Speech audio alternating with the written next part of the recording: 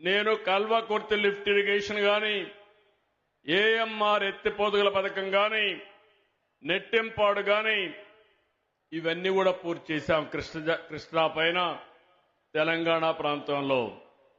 ఇంకో పక్క Krishna delta modernisation పేరుతో 20 టీఎంసీ నీళ్లు పొదుపు చేసి ఆ నీటిని తెలంగాణకు కేటాయించి భీమా లిఫ్ట్ ఇరిగేషన్ కూడా పూర్తి చేశాం.